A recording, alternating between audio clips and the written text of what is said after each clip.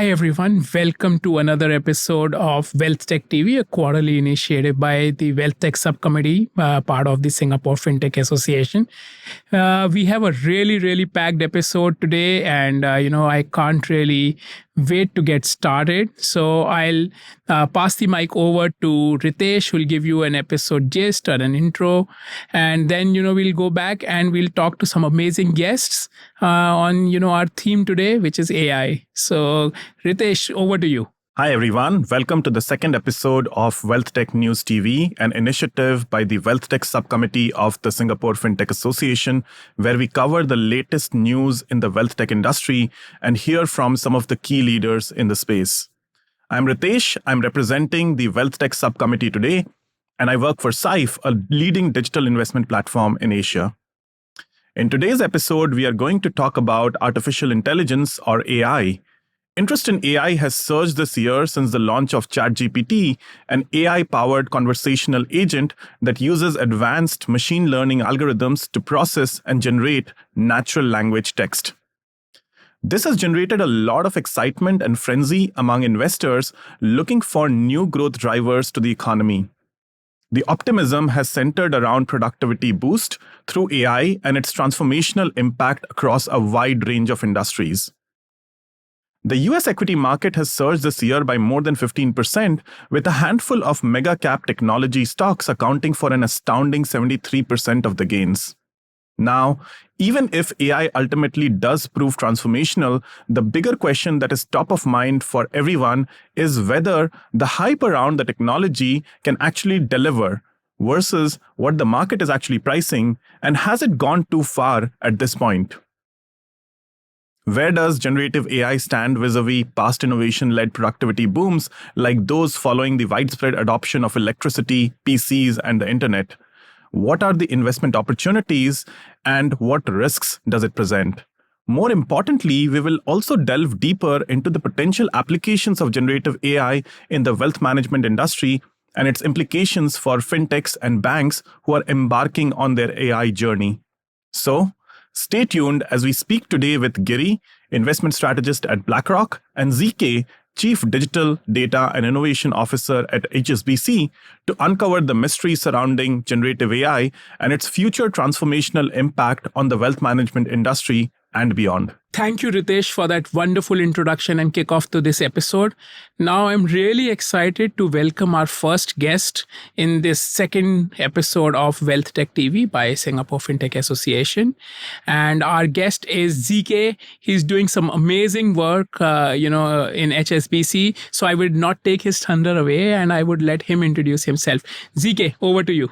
Thank you. Yeah, hi, I'm Kuang. Most people call me ZK. I'm the Chief Digital Data Innovation Officer for Security Services globally for HSBC, looking after the digital transformation of the business. So my team is always looking at the new emerging technologies and what is the impact to the business and how do we adapt the business to all these emerging trends. Hi. And Zika, that is some very interesting trends. That is some very interesting, things that you are doing there.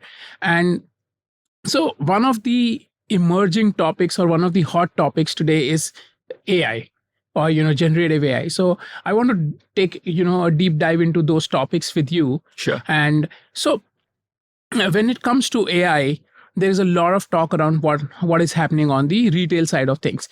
However, there is very little information out there on how the institutional side of the financial industry is being impacted by AI. Yeah. So could you share some examples, some insights, etc. around that? Yeah, sure. So AI is not new to the financial industry. So many banks have already been doing a lot of POCs and experiments with traditional form of AI, and now with Gen AI as well. So many use case has already been put into production. So just to give some example that I've seen in the industry, for example, in the area of automation, there's a lot of automation that use AI in to process the operation processes, and they try to automate that as well. For example, if a client wanted to have their trade status, the AI can actually read the request. They will pick up the data and then they will construct in whatever format that's required by the client and send it back through the channel of preference. Okay, and also as well, right? Beside the automation, we also look at the client experience as well. So some of the chatbots that we are seeing that's used by some of the banks, they are actually using AI at the back end. So this actually give a better client experience to users who are trying to interact with the bank. And of course, beside that, now with Gen AI, banks are looking at using Gen AI to do a lot of marketing. They use Gen AI to generate a lot of content, and they use different model like diffusion model to generate the graphics as well to put together a marketing campaign. So those are some of the use cases, and I think the most interesting one is how do we actually use the AI to control the communication between the different data layer within the bank itself. So this actually has got to do with the Web3 that we are looking at as well, right? It's because if we look at Web3, the two biggest pillar of Web3 is blockchain and AI, because Web3 is a semantic web. So a semantic web means that machine and machine will talk to each other and they need to understand each other, right? Yep. So that requires the use of AI. Yes. Okay. And if we look at that, AI can actually be used to govern and control blockchain as well. So for example, we can use AI to improve the efficiency of the consensus algorithm of blockchain. We can improve how the nodes in the blockchain communicate and store information as well. So these are some of the use cases that the banks are looking at as well. Right. And if you look at how we use AI, right, ultimately there are a few outcomes that we wanted to achieve. So first of all, we are trying to deliver more value to clients, of course. And then secondly, we are trying to see if we can create sustainable growth. It's because with the use of AI, with all the automation, right, it is actually possible for us to scale the business without adding resources. Oh, yeah. Yeah. So that's how we do a sustainable growth for the organization. And also, it is also a form of new revenue stream for the banks, where we are looking at creating some AI tools or online tools that allow our client to use. And AI also allow us to look at cross-business synergy, because AI will be able to read the data across all the different business unit that a client is interacting with, and to put together a consolidated view and to see where we can service the client more. Right? So that's all the cross-business synergy opportunity that we'll be looking at. And then last but not least, right, it is considered a disruptive technology by itself. So there will be some disruptive product and services that we can think of using AI. No, absolutely. That is, such an insightful answer. The way you describe Web3, the way you describe disruption, operational efficiency as part of this. So one of the parts I really loved about it was how you talk about creating that singular view of how the client is interacting with the various business units of a bank. And it is more prevalent for global banks, which do like literally everything everywhere. And it is a very difficult problem to solve today. And because of regulation, because of how, data is structured, etc., and the machines not talking to each other. So that is a very insightful answer. So, the audience that is listening out there, I hope it gives them a few of their own ideas on how they can disrupt or, bring in operational efficiency or even personalization, as we were talking about Gen AI. So I will dive a little deeper into that with you. But I do want to go and welcome our next guest, Giri, who is joining us from BlackRock this afternoon. And, welcome, Giri, to this episode. I will pass the mic to you. So please go ahead and introduce yourself. Thanks very much, Lux. It's very nice to be here. My name is Giri. I'm an investment strategist at BlackRock. You may know we're the largest asset manager in the world. We manage about 9 trillion in assets as of the first quarter of this year.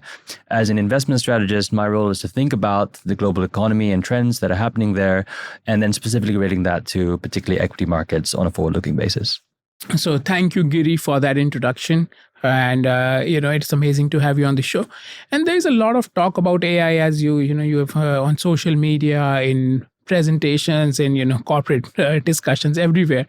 However, there's very limited discussion about what the ecosystem looks like. So I think in your role you get very fairly well acquainted with this. So could you share with the audience what the AI ecosystem looks like today? Sure, Lex, no problem. I think a useful concept to think about when you think about the ecosystem is to think about the tech stack. So a tech stack is a group of hardware and software components that are sort of layered together, and they all work together to produce a certain objective. And generative AI has its own tech stack, and you might conceive of it as having 3 layers. At the bottom, you've got what you might call the cloud infrastructure layer, and that's, you've got your data centers, your cloud computing powerhouses, your Microsoft, Amazon, Google, cloud hyperscalers, as you call them, and these are using advanced semiconductors. They are using semiconductors and data to try to build foundational models. So that's the middle layer. That's foundational models is what's coming out of the data. These are sort of the brains of the AI sort of operation. And then on top of all that, you've got an application layer that's relatively new and nascent, still in development. And those are the ways in which you and I in future might interface with those foundational models. So at the very bottom, we've got, for example, with Microsoft, the cloud computing layer, that's Azure. On top of that, models like GPT-3, GPT-4. And on top of that, a specific instance, ChatGPT. Thank you, Giri. That is an amazing answer. I think knowing the impact of AI in the wider ecosystem is also very, very important. And with that, I also want the audience, if you're listening to us, please do share some examples of excellent AI use cases that you have seen across industries. And, we can stream these live comments. There are 28,000 people, that follow SFA's page. So, you can get some, familiarity in the industry as well, some popularity as well, if I can say that. And, with that, I want to come back to you, ZK. You mentioned something very, very interesting around generative AI. And, whether it is in the stock market, whether it is on, social media platforms, Gen AI is everywhere. Everybody's talking about it. There are experts, who were previously experts in some different technology, but now in Gen AI. I'm just joking. Yeah, not questioning anybody's credibility here. But what is Gen AI? Why is there so much hype around it now? And, share some examples of the work that you have done, some learnings that you have had on your Gen AI journey. Yeah, sure. So I think if we want to understand Gen AI, we have to understand the history of AI as well, right? So the term artificial intelligence is coined in 1955. Okay. Oh, wow. So that's a very, very long time ago. And people has been experimenting with all the machine learning, the neural networks, actually starting from 1950s. Okay. And the first chatbot, you may be surprised that it is by the name of Eliza. It is actually there in 1965. But during that point in time, everything is rule-based. And the reason is because at that point in time, the data technology for storage and the computation power of the hardware that we have, it doesn't allow us to do things like machine learning and neural network, etc., right? So, and actually, after that, there's a period of what we call as an AI winter. Until 1997, where IBM's Deep Blue actually defeated the world chess champion, right? So that's where things start to accelerate. So if you look at Gen AI perspective, right, GAN, which we call as Generative Adversarial Network, it is actually created in around 2014, and it is used to do text generation, and it is actually very good in doing that. But of course, the text that is generated may not be very predictable. So they keep looking for new types of models to look at. So in 2017, there's a paper that talks about a transformer type of model that include an encoder and a decoder to work together to do machine learning. Okay, so a transformer is actually a type of large language model, and some of this large language model, it belongs to what we call as foundation model. Okay. So foundation model are basically models that are trained on broad data, and they can be adapted to a wide range of downstream applications. Okay, so ChatGPT is one example of that. But when we look at transformer, right, we have to understand that not every transformer model is the same because it has an encoder and a decoder, right? And some models just use encoder, some models just use decoder, and some models use both. Yep. So if we look at ChatGPT, it is actually just a decoder-only model where it is auto-regressive. Okay, so what happened is that this model will try to predict the next word to put in the sequence. Okay, so ChatGPT from OpenAI, Llama from Meta, and Lambda from Google, they are all example of decoder-only type of model. And if you look at the encoder-only model, it is mainly used for text classification. Okay. And things like BERT from Google, it is actually an encoder model that try to mask the input and try to recreate the input again. So it is very useful for classifying text. Oh, right. And if you look at the combination of both encoder and decoder, it will be like BART from Meta or BART from Google. So what they do is basically they are used for text summary, text translation, and also to summarize text. Okay, so those are the different types of model. And ChatGPT is, of course, one of the decoder-only model. And the reason why it's picking up so fast, right, is if you look at the historical wave of adoption, right, the adoption would always grow at an exponential rate when some element of interoperability and user experience comes together. And this is what happened to ChatGPT. ChatGPT is a chatbot. It is open to public. Every one of us can use it. That is the user experience. And then they have API that allow the organization to connect to them. That is the interoperability. Yep. So when these two elements add together, they are able to create this hype that everybody want to use. And they are actually the first app that actually achieve more than 100 million user within 2 months. Oh, wow. Yeah. So, and we have been playing with or experimenting with Gen AI and the other AI model for quite a while. So some of the early lesson that we have, right, it would include that we have to actually look at the data quality. It's because whatever you feed to the AI, right? Yeah. Garbage in, garbage out. Yeah. So that is very important. And then the second thing is the data privacy. So there are personal information that we need to take care of to make sure that it is not broadcast to everyone, right? So we will need to have some data governance and data policy to make sure that whatever we put into the model itself, it is subjected to the data privacy.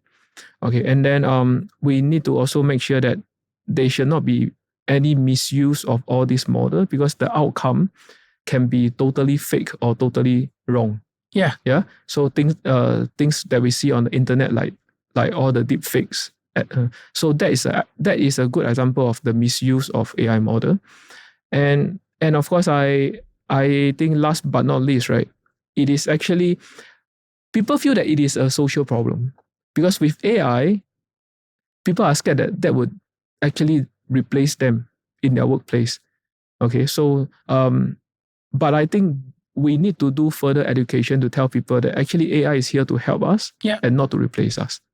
Yeah, no, absolutely. And I think there is a productivity play around it, but there is also a lot of lack of information and, sensationalism sells really well on social media. So I think saying something like, you're going to be replaced by AI is getting far more traction than saying, you could be more productive with AI. Exactly. So I think, and, you have done some amazing work with AI, etc. And, thank you for that history because it helps us appreciate and understand this more. Now, a couple of Gen AI use cases you have worked on, some early learnings, etc. would be very helpful for the audience. Yeah. So, so I think the early learnings that we have, right, is of course the data privacy and the data quality that I mentioned just now. But I would want to emphasize that it is actually very, very good for organization to start early, to start to explore all this AI and to try to select those use cases that can deliver some quick wins for the organization. And that will actually instill a lot of confidence in the use of AI within the company itself. So just to go into what organization can actually, how they can prepare themselves for the era of AI, right? So things like they will need to invest in the culture and the leadership need to believe in AI. So with that, right, that's how they can create new ways of working. Yep. So every one of us is being educated in the way where we need to come into the workforce to be productive.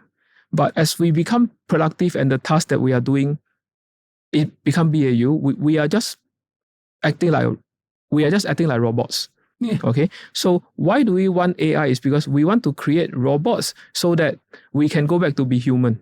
Yeah. Okay. So that's how we should see AI. AI is helping us to move back to the normal life where we can perform higher value tasks. Yeah. And the robot that is created by AI is used to perform all the repetitive tasks, etc. So that improves the quality of work.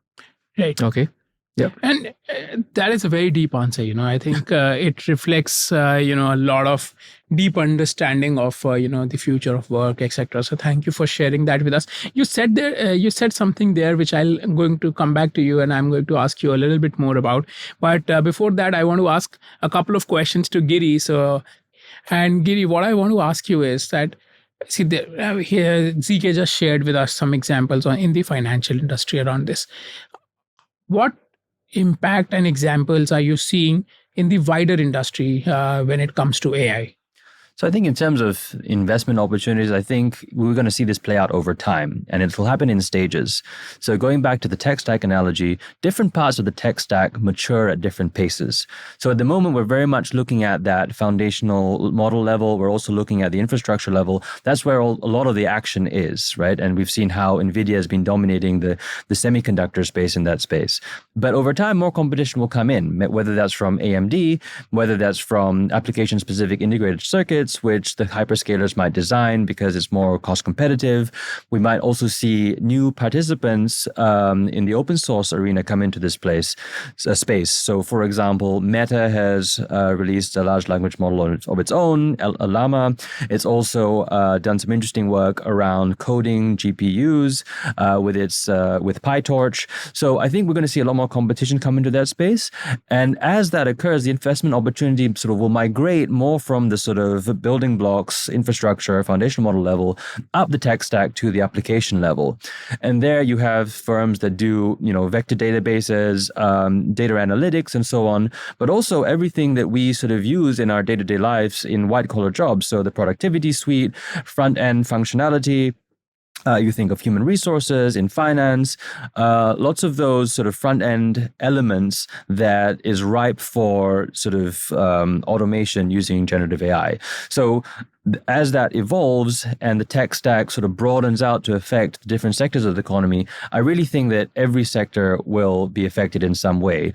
And you've already seen the breadth and the scope of what's possible. For example, if you look at the Hollywood writers and actors strike, well, part of that is because there is a concern that generative AI, is going to come in and take away jobs of writers, right? Or writers will simply become editors of AI produce, right? What happens when in a few years' time, you could have people just sitting at a computer and producing full-length feature films from lighting to special effects just by giving prompts, right? So that's on one end of the creative spectrum, but then you can go sort of deep into sort of the technology space with biotech, for instance, right? So for example, where the number of tokens as models scale and you can increase the amount of tokens you can input into a model. At the moment, I think it's probably about 100,000 tokens, but as that scales up and you can input the entire human genome into that, well, then you're on the cusp of potentially creating new drugs, creating new proteins, and so on. So the spectrum of possibility is very, very wide in this space indeed.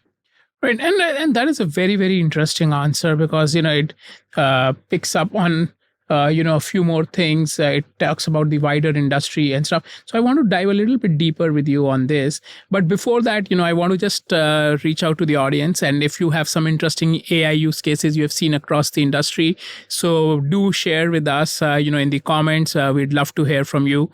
And we can stream live comments as, we are streaming this episode. So a good way to stand out in the 28,000 plus audience that is following SFA on LinkedIn.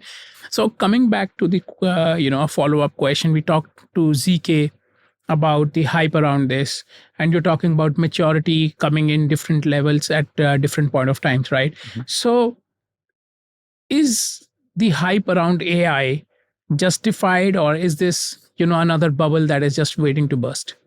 If the year-to-date rally in the equity markets was purely the product of generative AI, then yes, potentially it could be a hype cycle, could be a bubble. But I think there's been a lot more that's been going on in the equity markets this year than just AI. So if you think about the NASDAQ, it started rallying in January, and that was on the back of expectations that the Federal Reserve was to taper off, potentially pause its rate hike cycle a few months later in March or April. So that was one boost to the market, which had derated very considerably in 2022. The second element has been that economic activity, particularly in the US, has been much more robust than most people expected.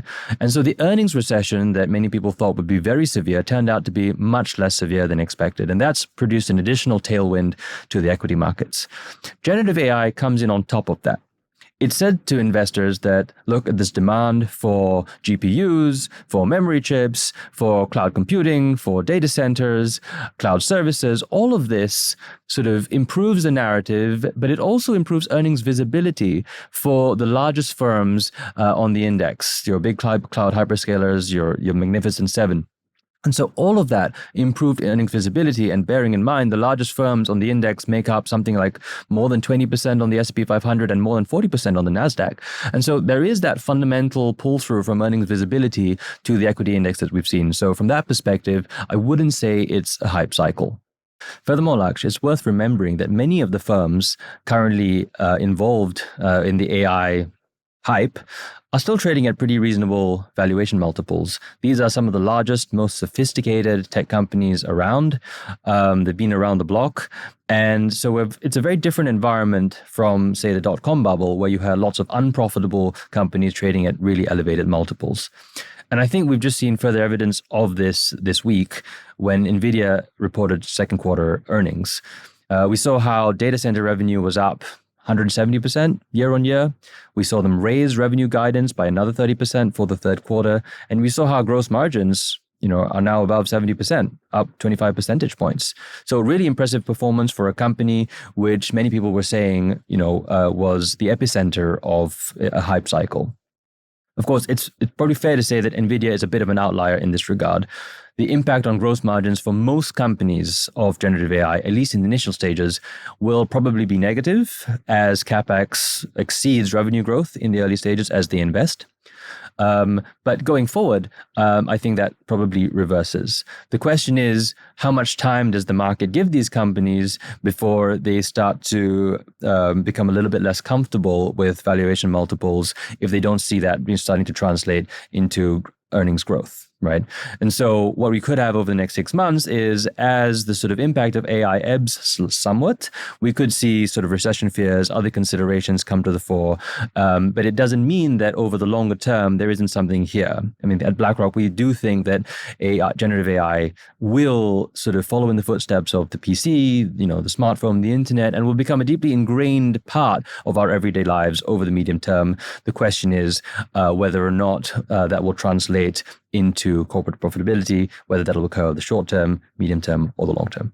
No, that is very, very insightful. Touches upon, so much that has not been said already, because, these companies absolutely, they have a great, track record of successfully running themselves for so many years. So, and at this point, I also want to give the audience our last, question. So after Giri's answer, what do you feel, is AI still a hype or a bubble, etc.? If so, why do you feel so? As I told you before, we could, live stream your answers to the entire audience.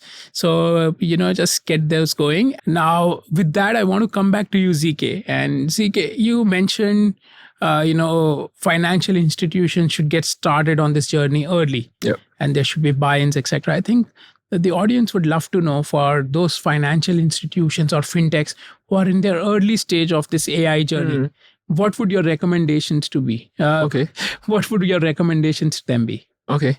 So I think the most important thing is to create a sandbox environment. Okay. So it is where you can really experiment with all this AI in a very safe manner. And it is where you would only move the use case from the sandbox to the test environment, or even the production environment, if the outcome is what you have predicted.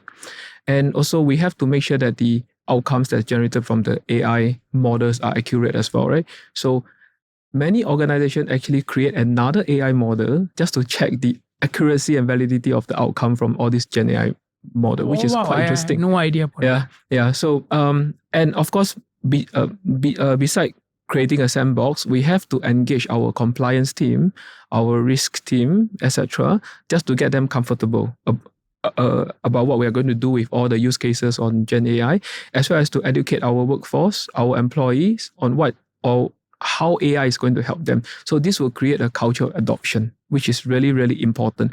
But I think there are two characteristics of Gen AI that we need to understand, because we don't want to be caught by surprise when we use them, right?